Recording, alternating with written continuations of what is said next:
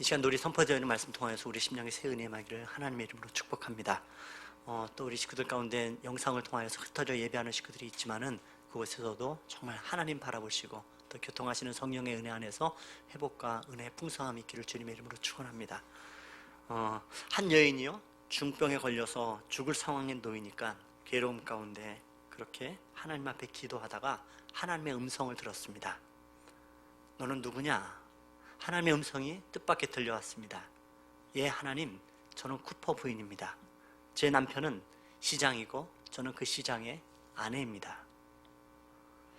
나는 내 남편이 누구냐고 물은 것이 아니다. 너는 누구냐? 예, 하나님, 저는 제니와 피터 두 아이의 엄마입니다. 나는 내가 지금 누구의 엄마인가를 묻는 것이 아니다. 너는 누구냐? 예, 하나님, 저는 선생입니다. 저는 초등학교에서 학생들을 가르칩니다.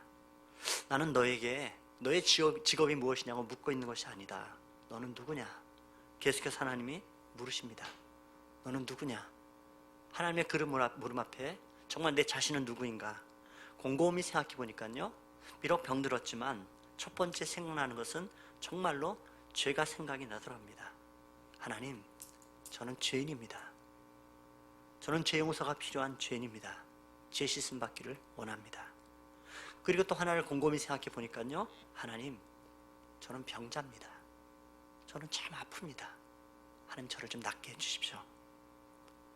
결국은 그 입술을 통해서 하나님, 내가 죄인입니다. 하나님, 내가 병자입니다. 거기까지 가더랍니다. 그것이 바로 진짜 나의 모습 말이죠. 예수님께서 우리에게 물으십니다. 너는 누구냐? 너는 누구냐? 내 존재가 누군가를 묻고 계십니다. 실제로 성경의 많은 부분들을 읽다 보시면 예수님께서 우리에게 물으신 많은 질문들이 있습니다.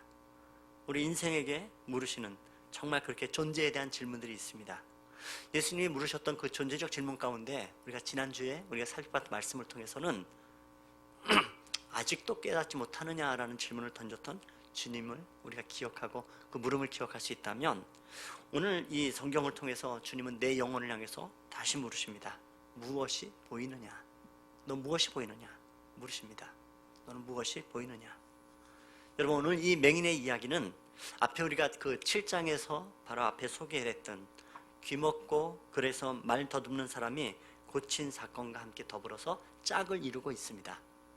이 칠병이어의 사건을 한가운데 놓고 양옆으로 짝을 이루고 있는 이야기들입니다.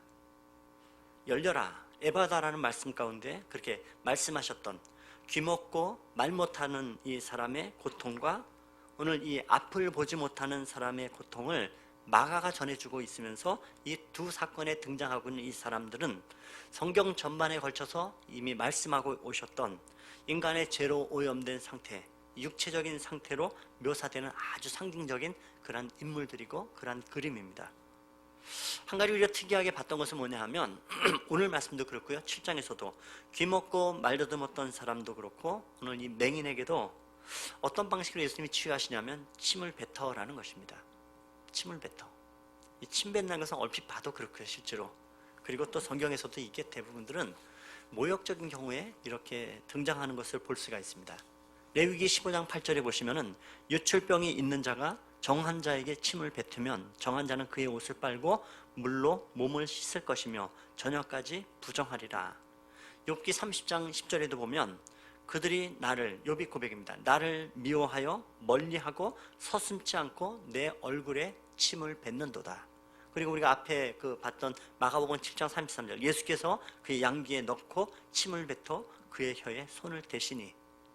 여러분, 인상이 얼핏 어때요? 지난주에도 얘기했지만 좀 지저분해 보이긴 하는 방법으로 침을 뱉고 치료하십니다. 왜 그러셨을까? 왜 그러셨을까?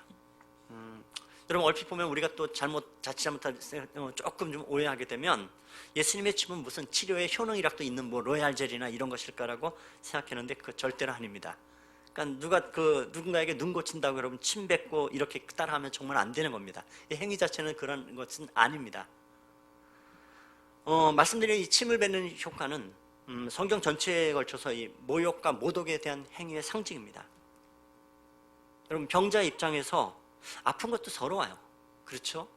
온갖 수모를 겪으면서 정말 고생했고 살아가는 그것도 서러운데 예수님마저 이렇게 침을 뱉으셨다? 이게 그런데 일단은 여러분 오늘 이 사건은 예수님의 이 행위는요 인격과 상태 자체를 조금 나누어서 분리해서 그걸 생각하셔야 됩니다. 예수님이 이 치료를 할 때 침을 뱉으셨던 것은 그의 인격을 향한 것이 결코 아닙니다. 예수님은 그 죄인된 영적인 그 상태 자체가 취급받는 것이 무엇인가 하는 것을 그 차원에서 침을 뱉으신 것입니다. 결코 그 영혼 자체에 대해서 인격적으로 모욕을 하려는 것이 아니라 그 영혼의 영적인 상태가 취급받는 것이 무엇인가, 그것은 바로 침뱉음을 받는 것이라는 그런 차원에 대한 메시지입니다. 우리 죄는 침뱉음을 받을 정도의 취급을 받는 그러한 죄악 덩어리입니다. 그런데 여러분, 이 생각을요 성경의 시각 가운데 좀 더 넓혀나가면 사실은 예수님께서 이 땅에 찾아오셨습니다. 예수님 바로 그런 자들의 영적 이 질병을 고치시고 회복하기 위해서 이 땅에 오셨는데, 사실 그래서 그 예수님은 이 침뱉음을 당하는 이 일들을 고스란히 누가 겪으세요? 예수님이 겪으세요. 우리가 잘 아는 이 마가복음 14장 가서 보시면 65절에 어떤 사람은 그에게 침을 뱉으며 그의 얼굴을 가리고 주먹으로 치며 이르되 선지자 노릇하라 하고 가인들은 손바닥으로 치더라. 예수님이 십자가 달려 돌아가시기 직전에 고난 겪으시고 모욕을 당하는 이 장면 가운데서 그에게 침을 뱉으며, 예수님이 이 앞에서 앞을 보지 못하는 사람, 또 말 못하는 자에게 침을 뱉어 치료하셨다는 것은 결국 이중적인 메시지를 함께 우리에게 전하고 있는 것입니다. 예수님이 침을 뱉으신 것은 그의 인격이 아니고 그의 그 상태를 저주하시고 꾸짖는 내용이고, 그리고 그것은 주님이 그 모욕을 뒤집어쓰고 십자가에 조롱당하신 것을 한꺼번에 우리에게 이야기하고 싶은 것입니다. 여러분, 우리의 이 영적인 상태가 어찌 보면 말 못하고 듣지 못하던 자, 보지 못하는 이런 질환을 가진 자들의 상태나 우리 영적인 상태나 똑같더라는 것입니다. 침뱉음을 당할 정도의 그런 부끄러운 이 죄인의 모습, 죄된 덩어리, 오늘 말씀은 그런 이야기를 담고 있습니다. 앞을 보지 못하는 이 환자가 오늘 등장을 하는데, 이 사람이 앞을 못 보는 것은 정말로 지독한 고통입니다. 그 고통 앞에 있는 영혼 앞에서 예수님이 이런 환자를 어떻게 접근하고 어떻게 고치시는가, 그 고침을 받는 의미가 무엇인가 하는 것들을 오늘 우리가 함께 말씀을 통해서 살펴보려 합니다. 자, 22절 말씀 가운데 보시면요 이렇게 말씀합니다. 벳세다에 이르러 사람들이 맹인 한 사람을 데리고 예수께 나와 손대시기를 구하거늘. 일단 우리가 재밌게 여러분 배경을 좀 우리가 살펴볼 수 있는데, 이 배경이 펼쳐진 것이 어디입니까? 벳세다입니다. 벳세다. 23절에 이어서 예수께서 맹인의 손을 붙잡으시고 망을 밖으로, 벳세다 망을 밖으로 데리고 나가라고 하는 것을 이어서 말씀을 하고 있습니다. 예수님이 사람들이 이 맹인을 예수님에게 데리고 오자 예수님은 이 맹인을 벳세다 밖으로 데리고 나가셨답니다. 일단 우리가 이 벳세다라는 도시가 어딘가 조금 볼 수가 있는데요, 이 벳세다는 이 외적으로는 그 갑자기 축복을 받고 성장한 도시입니다. 아주 초라한 시골 그 어촌 동네였던 곳인데, 그래서 실제로 보면 오늘 23절에서는 마을 밖으로, 마을이라는 단어를 쓰고 있지만요, 누가복음의 이 벳세다를 언급하면 누가복음 9장에 보시면 이것은 그 고을이라, 그러니까 시티라는, 도시라는 단어를 쓰고 있습니다. 그러니까 우리가 쉽게 생각해보면 초창기엔 작은 어촌 마을이었는데 이것이 큰 고을과 도시가 된 그런 지역입니다. 실제로 요세푸스에 의하면 로마 시대의 이 벳세다는 그 헤롯 빌립에게 주어진 도시입니다. 헤롯은 그 도시를 요새화했고요. 그래서 굉장히 그 도시의 기능이 굉장히 잘 갖추고 성문과 성벽이 있는 커다란 도시입니다.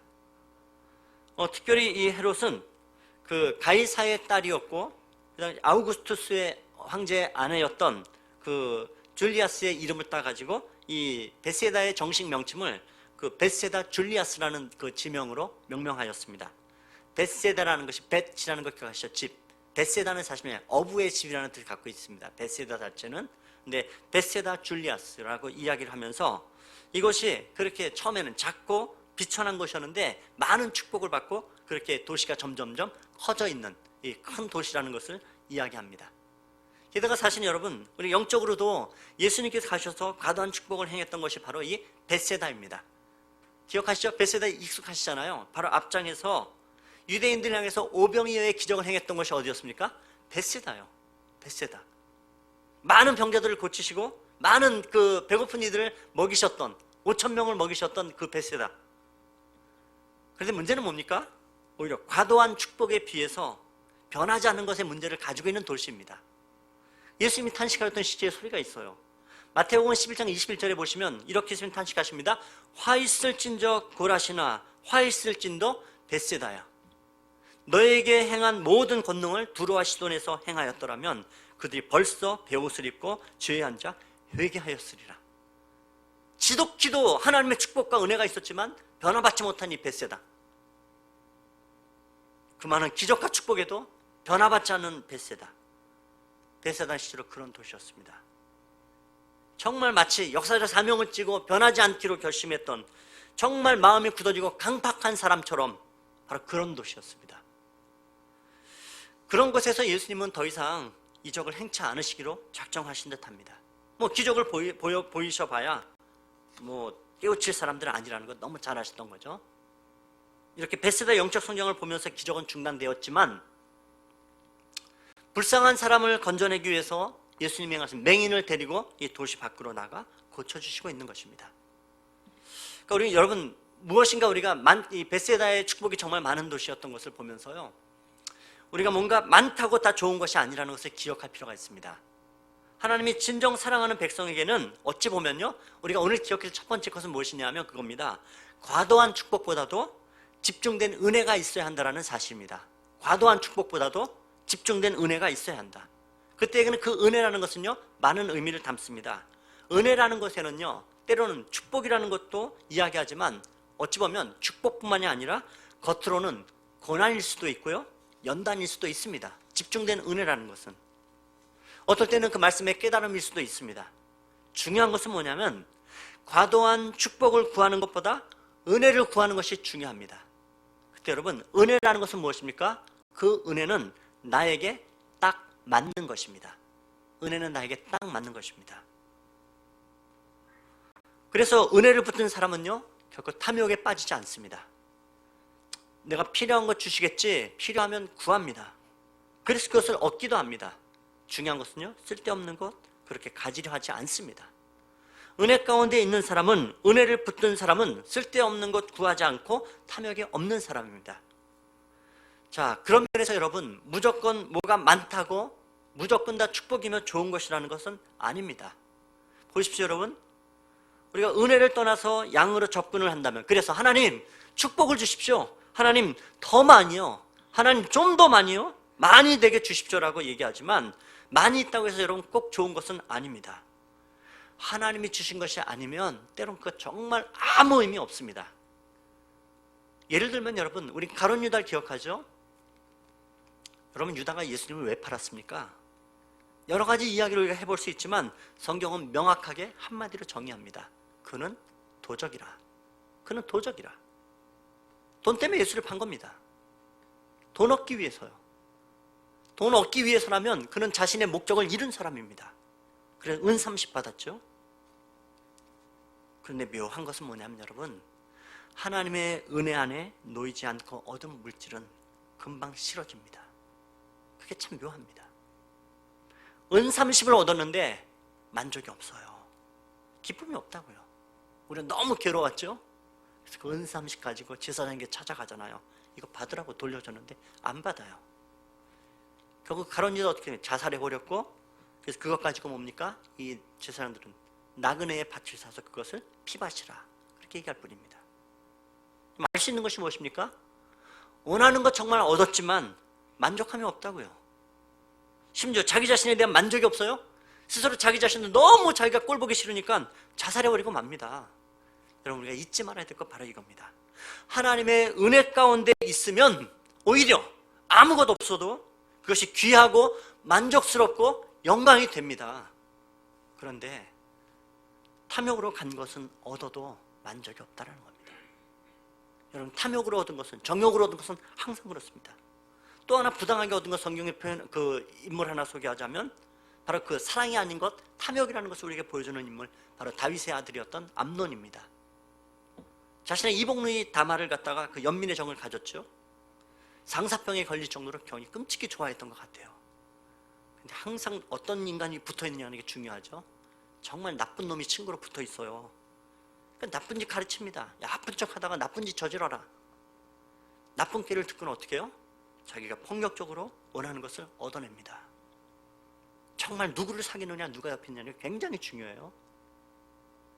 근데 여러분, 그렇게 해서 자기가 정말 원하는 거 얻었다면 만족해야 되는데 어떻게 해요?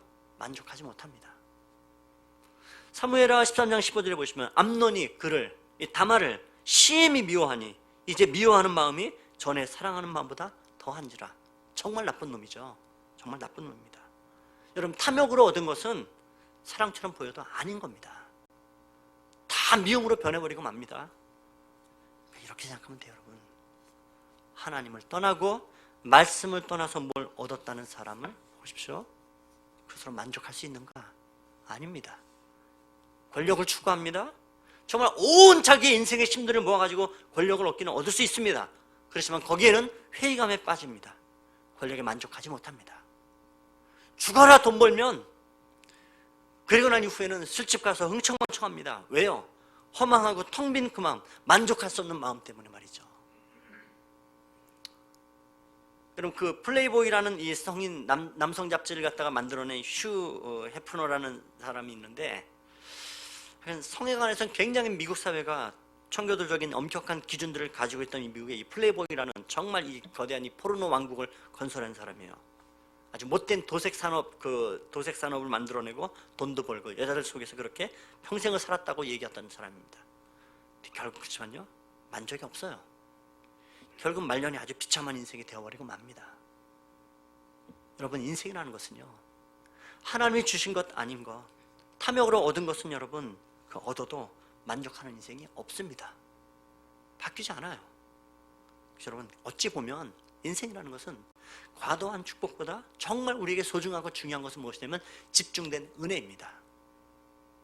그 은혜라는 것이 여러분 보십시오.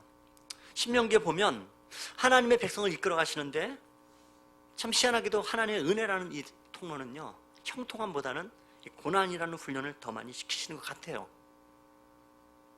그런데 참 희한하게도 도리어 오히려 고난을 당하면 영이 살아나요. 찬송이 뜨거워져요.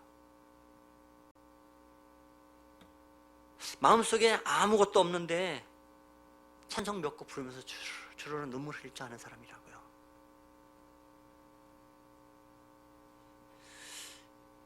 이전에는 몇백 곡을 불러도 이 메마른 가슴을 적시지 못하던 사람이 고난의 터널을 지나기 시작하면 찬송가 한 소절에도요, 그냥 눈물 줄줄 흘릴 줄 아는 영혼 됩니다. 참 희한하죠? 이상하게 기쁨이 있어요. 여러분, 이런 말이 있습니다. 눈에 눈물이 있는 사람은 마음에 무지개가 뜬다. 이해되십니까? 이게 이해가 돼야 됩니다. 눈에 눈물이 있는 사람은 마음에 무지개가 뜬다.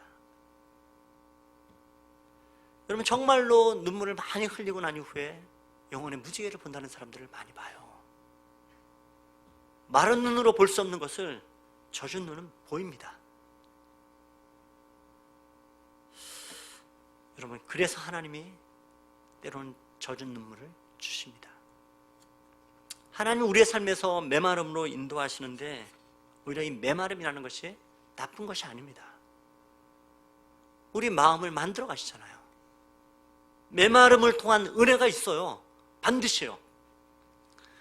여러분, 우리의 영혼을 메마르게 하시는 이유는 뭡니까?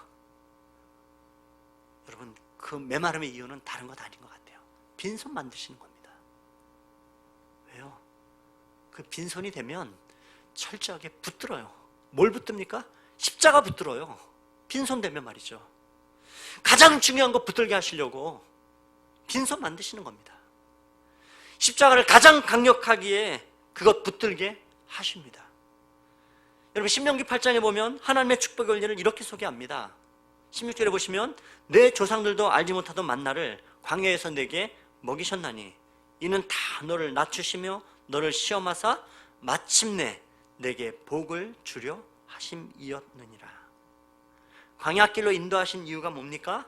너를 낮추시고 시험하십니다. 왜요? 그 다음 말이 중요합니다. 자, 밑줄 그어놨죠? 마침내 너에게 내게 복을 주려 하심이라. 그럼 이게 하나님의 본심입니다. 하나님의 본심이 여기 있다고요. 왜 그 길로 인도하시는가? 어디 너 죽어봐라가 아니에요. 마침내 내게 복을 주려 하심이라. 여러분, 이게 정말 하나님의 본심이십니다. 과도한 축복이 아니라요, 집중된 은혜를 체험함이 정말 소중합니다. 그러니 보십시오. 정말 중요한 건 뭡니까? 벳세다 영성보다 어찌 보면 광야의 영성이 훨씬 더 복되고 중요합니다. 내 안에 과도한 축복이라는 이 벳세다의 영성보다 많다고 좋은 것이 아니라 하나님 앞에 어찌 보면 가난한 마음, 그래서 그 마음 가지고 하나님 나를 불쌍히 여기십시오라고 외쳐대는 광야의 영성이 정말 있어야 됩니다. 여러분, 근데 그것이 내 마음에 맞지 않는 불편한 곳에 가게 되면, 내 마음에 정말 불편한 곳에 가게 머물면 그 광야에서요, 하나님 붙잡게 되잖아요. 살다 보면 정말 나하고 맞지 않는 것, 내가 싫어하는 것, 내게 정말 원치 않는 썩고 오물 같은 자리를 하나님이 밀어넣으실 때가 있어요. 여러분, 근데 그 자리는요, 너 같이 썩어봐라가 아니고요, 반드시 기억하십시오. 어찌 보면 그런 것은요, 퇴비와 같은 자리입니다. 그런 것들이 내가 만나는 내 인생 가운데서 썩게 만드는 것이 아니라 오히려 나를 자라게 하신단 말이에요. 여러분, 퇴비가 있어야지 건강한 식물로 자라가죠. 이 표현은 그렇지만 이게 어쩌면 퇴비의 영성이 이게 최고의 비료의 영성입니다. 나는 하나님을 잘 섬기고 하나님을 잘 믿고 살아왔는데 왜 내 주변에는 온통 이 지저분한 것들만 모여주십니까? 더럽고 냄새나요, 하나님? 아니요. 그 퇴비가요, 최고의 비료입니다. 그게 나를 어떻게 자라게 한다고요? 여러분, 내가 그 원치 않는 곳에 있는 자리에 나를 자라게 하십니다. 어쩌면 나와 참 이질적인 곳에 들어갔을 때 나를 자라게 하십니다. 광야 같은 그 자리에 죽을 것 같지만 아닙니다. 오히려 그 자리가 생명력을 더 불어넣고 이기게 하는 믿음의 정으로 삼아주시는 줄 믿습니다. 여러분, 과도한 축복이 아니라요, 벳세다의 영성이 아니고요, 그건 많아봐야 자칫 잘못하다가 화 있을진저 예수님한테 실컷 욕이나 얻어먹을 수 있다고요. 여러분, 오히려 집중된 은혜가 정말로 이 광야의 영성으로 풍성해지는 그런 믿음의 종들 되시길 주님의 이름으로 축원합니다. 자, 여러분, 그렇게 지금 사람들이 벳세다에서 맹인 한 사람을 예수님께로 데리고 왔습니다. 22절 다시 보십시오. 벳세다의 이름에 사람들이 맹인 한 사람을 데리고 예수께 나와 손대시기를 구하거늘. 여러분, 이 22절 짧은 구절 안에요, 이 맹인의 특징이 뭔지 너무 잘 나와 있어요. 뭡니까? 이 사람 스스로 볼 수 없는 자입니다. 맹인은 당연히 그렇죠. 그래서 어떻게 해요? 누군가의 손에 끌려오는 자입니다. 게다가 성경을 잘 보시면요, 예수님께 나와 손대시기를 구하는데 자기가 지금 앞을 보지 못해요. 근데 그 문제 해결조차도 누가 지금 구하고 있습니까? 본인이 아니에요. 익명의 누군가, 사람들이 부탁을 하고 있다고요. 여기 여러분, 두 가지 초점 우리가 볼 수 있습니다. 이 맹인은 스스로 나올 수 없는 사람일 뿐만 아니고, 그리고 자기가 앞을 보지 못하는 상태에 대해서 앞을 보고자 하는 갈망조차 없는, 갈급함조차 없는 그런 사람입니다. 이 사람은 눈뜬 세계, 새로운 세계에 대해서 데려온 사람이 부탁할 정도로 정말 영적으로 어찌보면 무지한 상태의 사람임을 볼 수가 있습니다. 23절 보십시오. 예수께서 맹인의 손을 붙잡으시고 마을 밖으로 데리고 나가사 눈에 침을 뱉으시며 그에게 안수하시고 무엇이 보이느냐 물으시니. 지금 그렇게 그를 벳세다 밖으로 데리고 나가신 예수님이 그를 치유하기 시작하세요. 그의 눈에 침을 뱉고 안수하십니다. 그리고 물으세요. 어떻게 해요? 무엇이 보이느냐 물으세요. 여기서 여러분, 보다라는, 무엇이 보이느냐 할 때 보다라는 이 단어는 헬라 말로 보면요, 블레포라는 단어를 씁니다. 그냥 말 그대로 뭐냐면 물리적으로요, 그냥 이 육안으로, 육신적으로 본다는, 너 눈에 지금 뭐 보이니라고 물으신 겁니다. 이제 맹인이 대답해요. 24절. 쳐다보며 이르되 사람이 보이나이다. 나무 같은 것들이 걸어가는 것을 보나이다 하거늘. 첫 번째 앞에 그가 사람들이 보이나이다. 예수님이 물었던 그 질문, 블레포, 너 눈으로 뭐 보냐? 예, 예수님 내 눈으로 블레포, 사람을 육의 눈으로 봅니다. 물리적으로, 육체적으로 봅니다. 눈에 보이긴 보입니다. 근데 그 다음 말이 중요해요. 그 다음 뭐라 그러니까? 나무 같은 것들이 걸어가는 것을 보나이다. 근데 여기서 여러분, 감았던 맹인이 눈을 떴는데요, 나무 같은 것들이 걸어다니는 것이 보인대요. 근데 여기서 쓰는 단어, 이 보다라는 이 두 번째 단어는요, 에이도라는 단어를 쓰고 있더라고요. 블레포, 눈에 육안으로 본다가 아니고요, 이 에이도라는 단어를 쓸 때 뭐냐면 경험적인 차원에서 본다라는 겁니다. 그리고 좀 더 이렇게 잘 추정해 보면, 이 사람이 중도 실명자인 것을 볼 수가 있어요. 이미 경험적으로 자기 옛날에 사람들을 본 적이 있는데 지금 자기가 눈에 보니까 경험해서 봤던 것, 에이도, 내가 경험했던 것을 봅니다. 이렇게 해석도 가능하고요. 아니면 이것은 하여간 중요한 에이도라는 이 단어가 경험적 차원에서 본다라는 것인데요. 처음엔 예수님이 육적인 것을 물으셨어요. 너 눈으로 뭐 보이냐? 그랬더니 예, 사람들이 보입니다. 봐요, 뭔가를. 근데 그다음에 그 말하다가 뭐라고 해요? 에이도, 경험적 차원에서 본다고 이야기합니다. 근데 나무 같은 것이 보인대요. 제대로 못 보고 있는 거죠. 그러니까 예수님이 이런 행동을 취하십니다. 25절, 여러분 같이 읽어보실까요? 25절 같이 읽겠습니다. 이에 그 눈에 다시 안수하심에 나서 모든 것을 밝히 보는지라. 다시 안수하시자 밝히 보인다. 이때 쓰는 또 단어는 죄송한데 자꾸 헬라어 제가 쓰는 사람 아닌데 죄송해요. 엔블레토라는 단어를 씁니다. 엔블레토. 이건 뭐냐면 말 그대로 밝히 보이는 거예요. 분명하고 선명하게 뚜렷이 본다라는 거예요. 정확하게 본다. 볼 것을 제대로 본다는 뜻을 가지고 있습니다. 일단 여러분, 오늘 이 본문을 보면 조금 우리가 이해가 안 되는 한 가지 의문점을 갖게 돼요. 뭡니까? 예수님이 한 번에 안수해서 안 낫는가 보다. 두 번 정도는 안수해야 완치가 되나 보다. 이런 생각 가질 수 있는데 여러분, 실제로 그런 접근이 아닙니다. 예수님이 한 번에 안수하시고요, 그 눈을 밝히 뜨게 하실 수 있으세요. 우리는 예수님의 그 능력을 부정하지 않습니다. 근데 다시 다른 성경에 보면 예수님이 사실 두 번 안수한 것이 없어요. 한 번 안수하면 나세요. 근데 이날 예수님이 이게 표현인지 그러시면 영빨이 안 좋으셨나? 이런 게 아닙니다. 예수님 능력이 없으셔서 두 번에 걸쳐 안수하신 것이 아니에요.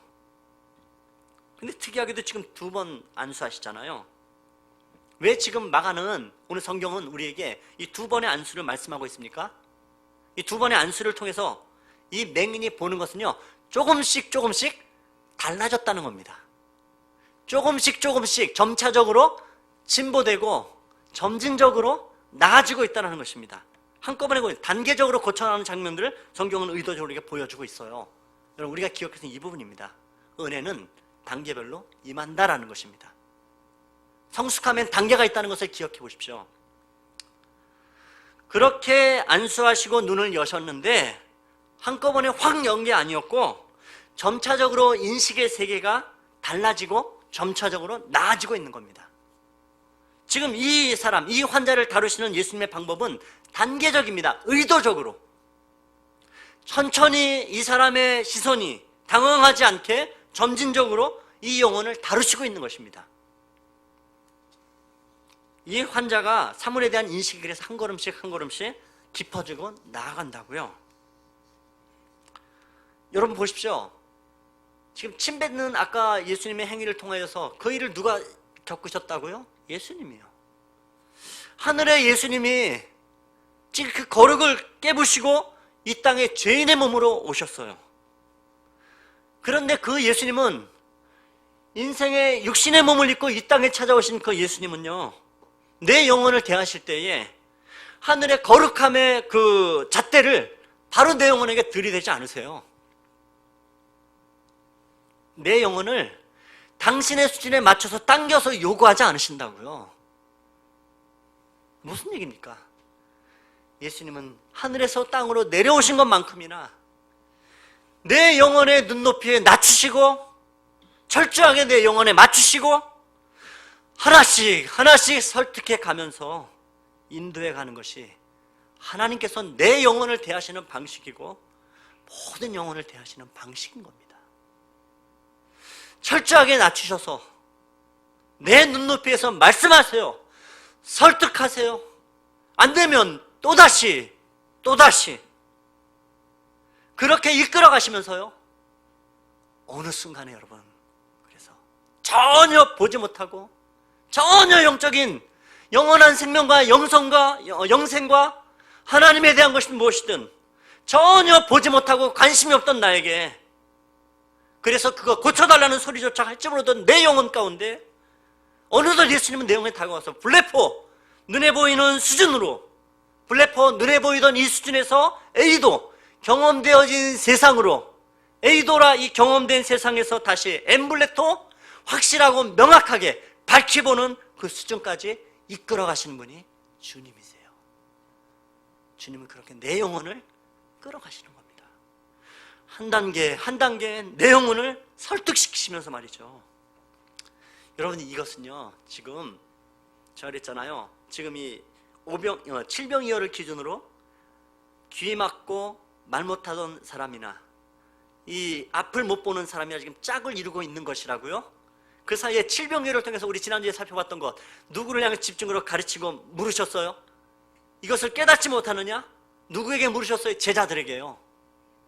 여러분, 지금 이 맹인의 눈을 뜨기 전에 말씀드린 대로 7병이어에 그렇게 4천명 먹인 사건 예수님께서 그리고 제자들에게 물으셨죠? 뭐라고 물으셨습니까? 아직도 깨닫지 못하느냐? 누구에게? 제자들에게요. 18절에 보시면 이렇게 얘기했어요. 너희가 눈이 있어도 보지 못하며 귀가 있어도 듣지 못하느냐? 또 기억하지 못하느냐? 누구에게요? 제자들에게요. 눈과 귀를 제자들에게 언급하고 있지만 이미 7병이어 사건 앞에서는 귀가 있어도 듣지 못하는 이 사와 같이 7병 이후에 오늘 사건을 통해 맹인의 이 등장하는 보지 못하는 자와 같은 제자들의 모습을 고스란히 드러내 보여주고 있습니다. 그럼 그들 향해 주님께서 지난주에 물으셨죠? 아직도 깨닫지 못하느냐? 오늘 예수님 물으시죠? 무엇이 보이느냐? 이 질문에는요, 예수님의 안타까움이 있는 겁니다. 제자들은 깨닫지 못하고 보지 못하는데, 그럼에도 불구하고 예수님의 그 질문에는 그들을 꾸짖고자 하는 마음이 아니세요. 결코. 그 다음 단계로 포기치 않고 차근차근 끌어가시는 예수님이 제자들을 향한, 영혼을 향한 배려의 모습을 성경이 우리에게 보여주고 싶은 겁니다. 눈을 여시고 귀를 여시고, 여러분 뭐예요? 깨우침의 단계가 있어요. 믿음의 성장에도 단계가 있다고요. 쉽게 표현해, 여러분 애들 키울 때 낳자마자 너 왜 누워있니? 기지 못하냐? 너 왜 걷지 못하냐? 왜 서지 못하냐? 이러지 않잖아요. 격려하잖아요. 누워있어도 잘 먹는다. 하다못해 엄마도 어떻게 똥 싸도 야 너 똥 잘 싼다. 황금 똥이니 뭐 난리가 나죠. 여러분, 그 이상의 하나님의 마음이 우리를 향한, 내 영혼을 향한 하나님의 마음이 거기에 있다고요. 하루아침에 성장한 것 아닙니다. 저도 그랬잖아요. 참 엉터리였죠. 처음에 정말 어리버리였습니다. 신앙도 참 이 사람들 애매하잖아요. 보면 이게 안 믿는 것도 아니에요. 그렇다고 확실히 믿는 것도 아니에요. 정말 어정쩡한 상태의 제자들, 매번 실수할 때마다 예수님 말씀하신 게 뭐예요? 아직도 깨닫지 못하느냐 물으세요. 그 질문 들어도 어떻게 몰라요. 그런데 어떻게 해요? 그랬던 그 제자들이요, 하나씩 하나씩 경험하면서요 깨달아갑니다. 그런데 여러분, 사도행전에 넘어가면 정말 달라지죠. 성령이 임하시고 확 달라져요. 그들이 밝히 알아요. 밝히. 믿음의 단계가 엄청나죠. 처음엔 몰라요. 단계별로 성장해 가는 겁니다. 우리 신앙도 마찬가지 아니에요? 여러분, 예수 처음 믿던 때 여러분 기억해 보십시오. 처음 여러분 예배당에 올 때 어떻게 옵니까? 모든 거 다 알고 당당하게 옵니까? 아니요. 조금 표현이 죄송하지만 서툴게 표현하면 어벙벙해서 온단 말이에요. 관심도 없어요. 영적인 일에는, 하나님에 대해서, 정말 세상에 돌아가는 것에 관심 없어요. 몰라요. 우리 주변이 더 안타깝죠. 그래서 그 영혼 끌어오잖아요. 누군가 내 손을 붙잡고 그 당겨왔던 그 영혼이 더 절박해요. 너 정말 예수 만나야 된다고, 너 하나님 만나야 된다고 그렇게 얘기 시작했죠. 전혀 감이 없어요. 오히려 주변이 더 안타까워 기도했죠. 우리도 그랬던 사람들입니다. 그러다가 조금 더 눈이 열리면 블레포, 눈에 뭐가 들어와요. 눈에 보여요. 아, 우리 목사님 잘생겼구나. 몇 명 안 되시는데 비웃으시면 안 되죠. 아, 교회 사람들이 따뜻하구나. 참 밝고 친절하구나. 보여요. 근데 여러분, 그것은 어느 순간에요, 에이도 경험이 확 밀려 들어오는 때가 있다고요. 교회 사람들이 따뜻한 게 중요한 게 아니고 정말 중요한 겁니다. 내 영혼이 따뜻해야 돼요. 경험이 돼야 돼요. 여러분 그 은혜라는 것 소위 받고 나면 A도 경험되어지면요 좋아요. 정말 좋다고요. 경험적으로 은혜를 맛봐요? 정말 좋아요. 근데 그때 여전히 서투른 게 있어요. 이게 조금 좀 조심해야 될 부분이죠. 뭡니까? 은혜 확 받고 어느 날 눈이 확 열리기 시작하면 희한하게요 다 엉터리인 게 보여요. 사실 엉터리이기도 하고요 엉터리 같아 보여요. 아이고 집사님도 저 권사님도 저 장로님도 아이고 저 목사님도 보면 이상하게 왜 저 은혜와 이 은혜가 있으면 저런 게 아닌데 막 그러기 시작해요. 세상 은혜는 나 혼자 다 받은 것 같은데 세상은 너무 냉랭한 것처럼 보여져요. 근데 그 상태는 A도입니다. 그 상태에서는 여러분 좋지만 조심해야 될 부분이 뭐냐면 그냥 반드시 엠블레토 밟지 않은 것으로 가야 돼요. 그때 그 마음은 무엇입니까? 그때 아버지의 마음이 있어요. 그때 예수님의 마음이 있어요. 영혼을 보고 왜 저럴까가 아니고요 너무 그것 때문에 속상해하는 마음이 있습니다. 하나님 앞에 정말로 기도할 수 있어요. 하나님 저 영혼을 위해서 말이죠. 엠블레토의 사람은요 하나님의 마음이 있습니다. 여러분 뚜렷하게 보이는 사람은요 헷갈리지 않아요. 정죄하지 않아요. 은혜의 잣대를 대고 들이대기 시작한다는 것은 아직 A도입니다. 그것은 반드시 엠블레토 박히 하나님의 마음이 내 마음속에 있는 것까지 가셔야 됩니다. 이게 사람인지 나무인지 헷갈리지 않아요. 뚜렷하게 보는 사람은 절뚝거리지 않아요. 제대로 된 은혜로 살아가는 겁니다. 하나님의 마음으로 모든 영혼들을 품고 말이죠. 눈물로 품고 말이죠. 기도로 품고 말이죠. 잣대를 들이대거나 손가락질하거나 그러지 아니하고 영혼을 품고 간다고요. 엠블레토까지 여러분 우리 영혼들이 가야 되는 겁니다. 하나님의 영혼들을 그렇게 이끌어 가시길 원하세요. 이 맹인을 안수하시고 또 안수하시고 또 확인하시면서 온전히 보는 단계까지 이끌어 가시는 그런 경험이 있습니다. 무엇이 보이니? 사람이 보입니다. 그런데 나무 같은 것이 걸어 다닙니다. 다시 안수하세요. 만져주세요. 언제까지요? 결국은 뚜렷하게 엠블레토 할 때까지 말이죠. 여러분 이게 복음이에요. 이게 예수님의 마음이에요. 하나님은 예수님 성경에 뭐래요? 자기의 사람들을 사랑하시되 어떻게 해요? 끝까지 사랑하시니라. 끝까지 사랑하시니라. 성경은 단 한 번도 우리에게 예수님이 자기의 사람들을 사랑하되 최선을 다해 사랑하셨다고 표현하지 않아요. 어떻게 해요? 내 영혼을 향해서 예수님은 내게 최선을 다하신 것이 아니고 끝까지 사랑하신 분이신 겁니다. 오직 했으면요 성경에 네가 도망해서 음부의 자리에 가서 펼지라도 내가 그 자리까지 찾아가고 함께 할 거야. 이게 아버지의 마음입니다. 내 영혼을 다루시는 하나님의 마음입니다. 여러분 예수님의 치유 방법이 다 달라요. 이게 공통점이 하나 있죠. 치유하시는 방법과 접근하는 방식이 다 다른 게 획일적이지 않다고요. 우리 각자에게 대하시는 방식이 달라요. 근데 다른 사람 볼 필요 없어요. 하나 분명한 거 보니까 예수님이 내 영혼을 단계마다 끌어가신단 말이에요. 언제까지요? 끝까지요. 언제까지요? 엠블레토. 밝히 볼 때까지. 여러분 이 코로나19를 살아가는 이 시대 한복판에서 예수님께서 오늘 내 영혼에게 물으실 것입니다. 너는 무엇이 보이느냐? 여러분 무엇 보고 계시나요? 지금 코로나19 때문에 사실 우리 교회도 그렇고요. 대부분의 많은 교회들이 이렇게 공예배 드리지 못하고 영상 예배를 또 흩어져 예배합니다. 친구 목사님하고 통화하다가요. 그 교회들 영상 예배 드리는데 한 성도가요. 본인이 그렇게 표현했대요. 평소에는 신앙에 대해서 아무 생각도 없었대요. 본인 표현입니다. 그렇게 얘기를 했대요.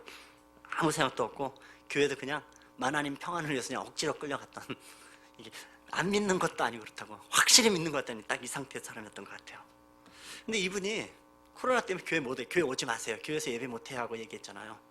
영상으로 집에서 예배를 드리는데 앉아서 예배를 드리다가 물금이 그 생각이 들대요. 내가 지금 뭐 하나? 예배 드리는데 내가 지금 이 영상으로 예배 드리는 이 예배라는 것은 도대체 뭐지? 평소에 좀 더 생각해 볼때 근데 정말 하나님은 어떤 분이시고 하나님은 정말 이 예배를 받으시는 분이신가? 난 이 하나님 정말 예배하는 건가? 이분이 진지하게 묻기 시작했대요. 예수님에 대해서, 예배에 대해서, 신앙에 대해서. 그냥 아무런 생각 없이 그렇게 예배당에 나가던 그 신앙이 그게 뭐였지? 많은 생각들을 하게 되더래요. 근데 그리고 그분이 고백하시더래요. 자신은 그 영상 앞에서 예배하면서 하나님을 만났다고. 정말 하나님은 이런 분이셨구나. 내 예배가 얼마나 소중한 거였는데. 영상으로 예배하지만 이 시간 예배 하나님이 내게 받으시는 분이시구나. 여러분, 코로나19는 우리에게 많은 것들을 갖다가, 말의 일상들을 갖다가 멈춰버리게 합니다. 특별히 예배와 신앙에 대해서 멈추는 세상 앞에서 우리가 서 있습니다. 그런 내용을 앞에서 주님께서 물으세요. 너 뭐 보이니? 너 무엇을 보고 있니? 여러분 정말 무엇을 보고 무엇을 깨닫고 계십니까? 그리고 주님 말씀하세요. 보거라. 엠블레포. 거기까지 봐야 된다. 그리고 말씀하세요. 나는 너에게 최선을 사랑하는 것이 아니라 끝까지 사랑한다. 마침내 그 자리에 이르는 축복의 자리까지 너를 포기하지 않고 끌어갈 거야. 하나님 여러분을 향한 말씀이십니다. 그리고 오늘 주님 말씀하세요. 마을로 들어가지 말거라. 예전에 어둠의 상태로 가지 말라고요. 네 부모 형제 친지 다 버리고 등 돌려라가 아니, 그 의도가 아니고 다시 옛날에 그 어두운 삶으로 그리고 가지 말거라. 여러분 오늘 말씀 마무리합니다. 여러분 무엇이 보이나요? 예수를 오래 믿고 교회를 오래 다녔다고 자랑할 것은 아무것도 없는 겁니다. 별 의미 없는 겁니다. 그거 무엇이 보이느냐? 경험적인 예수님이 보이십니까? 아니면 육체적인 것만 보입니까? 아니면 주님이 보이고자 하는 뚜렷한 하나님의 마음들을 함께 보고 계십니까? 묻고 계십니다. 내 영혼에 물으세요. 너 무엇을 보고 있니? 여러분 영혼이 답하셔야 됩니다. 그리고 그 답 앞에 한 번 더 쓰셔야 됩니다. 2번 안수하시고 안 되면 3번 안수하시는 그 주님의 마음을 말이죠. 뚜렷하게 볼 때까지, 밝히 볼 때까지 내 영혼을 포기하지 않는 하나님이 계시지, 예수님이 계시지, 예배 가운데도 임하시고 내 예배를 받으시고 내 삶을 이끌어 가시고 포기치 하신 이 하나님의 열심의 은혜가 세상에 휘둘르지 않고 하나님 아버지의 마음을 품고 정말 주님이 걸어가신 그 믿음의 길을 예전에 어둠의 상태로 가지 않은 믿음의 사람으로 당당히 더욱더 세워져가는 우리 상원의 식구들, 믿음의 식구들 모두 되시기를 높으신 주님의 이름으로 축원합니다. 같이 기도하겠습니다. 하나님, 예배하는 내 영혼을 향해서 물으십니다. 무엇이 보이느냐? 너 무엇을 보느냐? 주님, 우리 보는 게 참 서툽니다. 우리 보는 게 참 서툽니다. 하지만 주님, 엠블레토, 밝게 보이는 자리까지 이끌어 가시는 하나님의 포기치 않는, 끝까지 사랑하시는 그 열심과 열정의 은혜를 우리가 압니다. 그 하나님을 찬양합니다. 그 주님을 붙잡고 우리의 눈 열어주십시오. 아버지의 마음으로 밝히 보고 아버지의 마음으로 서서 주님, 내가 밝히 보나이다. 이 고백이 우리의 믿음의 고백이 되게 하여 주십시오. 코로나로 하는 힘들고 어려운 시대를 살아가지만은 이 어둡고 답답한 시대 한가운데서 주님이 내게 물으실 때, 하나님, 내 눈이 밝히 봅니다. 아버지의 마음을 품습니다. 하나님 마음으로 보이지 않는 영혼들 향해서 내가 영혼의 눈을 열어보고 안고 기도하며 탄식하고 함께 변화와 생명을 향해 나가기를 원합니다. 하나님, 이 고백이 우리 모두의 고백되도록 인도하여 주옵소서. 주의 말씀에 일어서는 우리 식구들 모두 되도록 인도하여 주옵소서. 감사를 드리옵고 예수님의 이름으로 기도드렸습니다.